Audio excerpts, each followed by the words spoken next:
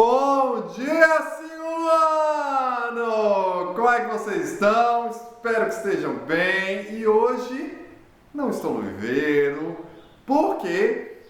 Porque a aula da semana vai ser aqui na sala, porque eu vou falar algumas curiosidades para vocês sobre o milho e não vou mostrar para vocês como é que tá a nossa produção de milho. Por que eu não vou mostrar? Porque ele vai deixar mais uma semana para a gente comparar com o vídeo passado. E aí vocês vão ver se aumentou muito, se aumentou pouco, entendeu? Essa diferença de 2 semanas vai ser bem interessante para a gente ver como é que está o crescimento. Mas ó, vocês estão vendo, né? Estou caracterizado. E antes de começar a nossa aula, eu vou falar uma coisinha para vocês. Na verdade é um ditado. Criado por Câmara Cascudo, né? Que ele diz assim: um mês de junho sem milho, que alegria poderia ter? Então, turminha, vamos começar nossa aula falando do milho no período colonial. Mas antes de tudo, eu vou falar 2 coisas para vocês.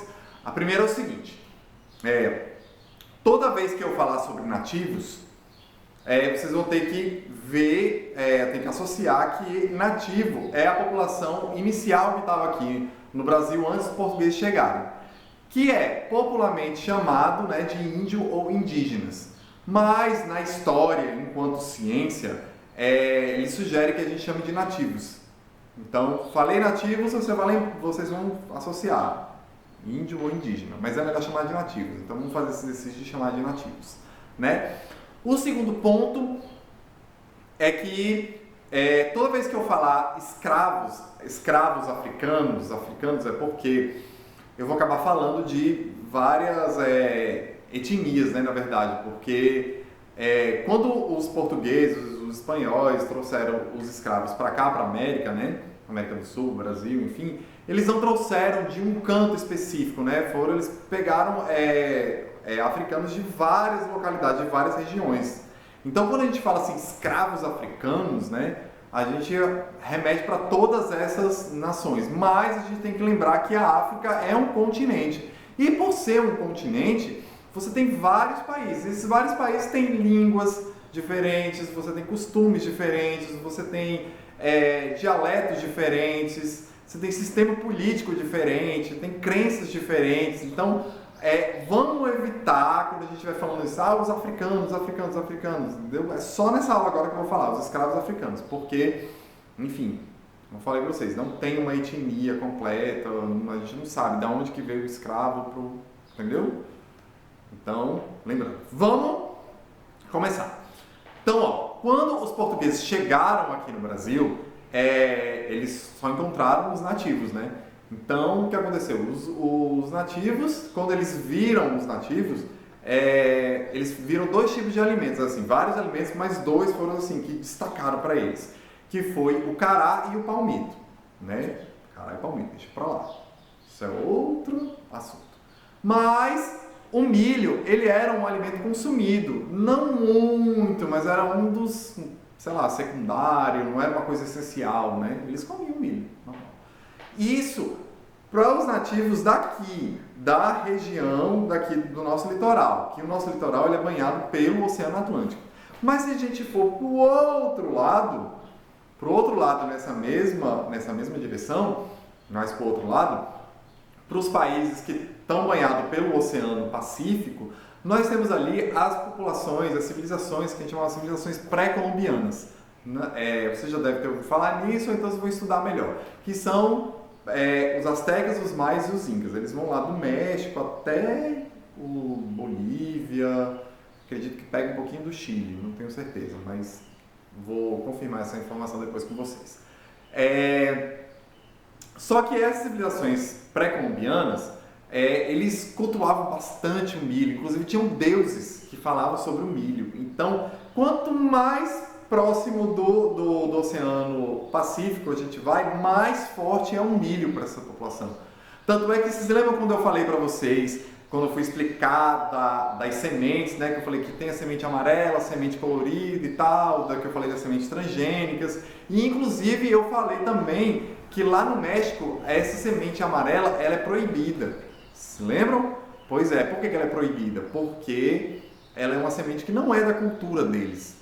Então, o milho amarelo praticamente só existe aqui, praticamente não, existe em outros locais, mas não existe em outras, no México, no Peru tem aquele milho colorido, sabe? Então a gente tem que entender como é que funciona essa parte. Para eles é uma coisa sagrada, para a gente apenas mais um alimento, né? Mas é uma coisa cultural, né? Não chega a ser uma coisa sagrada, né?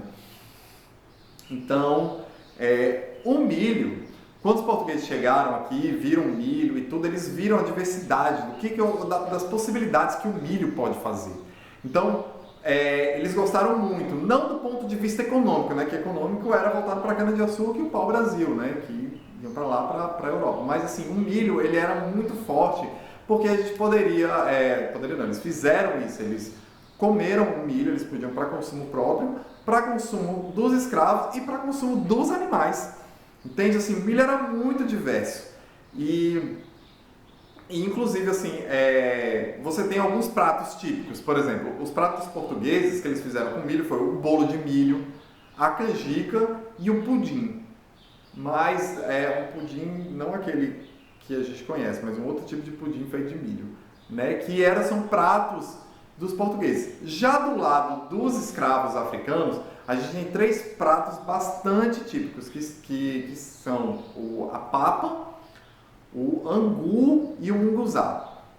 Entendeu? Esses 3 pratos. Só que tem um outro prato também criado pelos africanos, adaptado pelos africanos também, que é o que eu vou falar agora, que o nome é o cuscuz. Cuscuz, professor? Isso, cuscuz. O cuscuz, você já pode ter falado, não, você deve ter ouvido falar, né? Que não, o cuscuz, ele não ele é do Marrocos, porque é cous marroquino, mais ou menos assim a pronúncia, né? Só que o cuscuz marroquino, ele realmente é lá, é um prato de lá, mas não é só de Marrocos, mas também do Egito, então daquela região ali.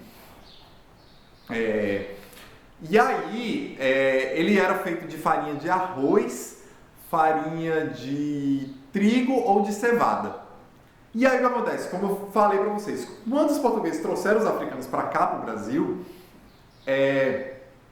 eles trouxeram de várias nações. Em uma das nações vieram escravos de Marrocos e do Egito, daquela região, que já tinham esse hábito de comer o cuscuz. E aí quando chegaram aqui no Brasil, eles adaptaram com o milho, que é o que a gente conhece hoje. E aí ele se espalhou tudo, ele popularizou de uma forma tão intensa que teve uma figura da nossa história, né, que vocês vão ver depois, que é o padre José de Anchieta, né, vocês vão ouvir falar dele nas aulas de história, mais especificamente, né. Então, ele não gostou dessa popularização do cuscuz, da forma que os escravos comiam, né, que era o cuscuz com leite de coco, que é um típico, né, que a gente, enfim. E aí o que acontece? Ele começou a criminalizar isso e tentar empurrar, que popularizasse um prato já português, né? Que era o cuscuz doce. Mas agora eu pergunto para vocês, quem já ouviu falar em cuscuz doce? Um outro que faz ali, mas agora me responda, quem é que conhece cuscuz com leite de coco? Todo mundo. Então o que aconteceu? Essa tática do padre José de Anchieta deu errado. Então, agora eu vou falar um outro dado que a gente vai começar a remeter com a atualidade. Na década de 1960, muito tempo atrás, um pouquinho tempo, né? Na linha do tempo da história, 95% da população do Brasil comia cuscuz. Pelo menos uma vez por dia. Uma vez por dia. Aqui no Nordeste, as pessoas normalmente consumiam 2 vezes por dia. Só que o cuscuz ele era comido de formas diferentes, né? Tipo aqui no Nordeste, como falei, com leite de coco, poderia ser também diluído no leite ou na manteiga. Aí se a gente for para o norte do país, o cuscuz era consumido com peixe, com crustáceos. Se a gente vai para o sul, indo para a região ali de Minas, São Paulo, as pessoas lá já comiam ele misturado com a carne, entende? Então assim, isso estamos falando da década de 1960, hoje já está super popularizado, hoje já tem várias misturas, enfim. E o que é muito interessante é essa diversidade, como o milho ele se transformou nessa parte do cuscuz e nesses pratos típicos de como que o milho está presente na nossa vida. E para as próximas aulas eu vou mandar um textozinho para você, quer dizer, tudo que eu acabei de falar agora eu vou fazer um texto, vou mandar para vocês, para ficar mais fácil vocês acompanharem, enfim, tudo que eu vou falar agora vocês estudarem também. E também, para a atividade, eu vou passar um videozinho. Não vou passar o vídeo não. Eu quero que vocês me digam, não pesquisem, tá bom? Eu quero que vocês me digam como é que vocês acham que é a plantação e a colheita do milho atualmente. Como é que eles plantam, como é que eles vão colher o milho, enfim, vocês não podem pesquisar. Eu quero só que vocês utilizem a imaginação de vocês, o que vocês acham, como é que é. Olha, professor, eu acho que um milho ele é colhido assim, eu acho que o milho é plantado assim. Eu quero que vocês digam como é que vocês acham. E aí, na próxima aula da próxima semana, eu vou mostrar para vocês como é que o milho é plantado e como que o milho é cozido. Ou cozido, colhido. Tá bom então? Então, turminha, aquele abraço!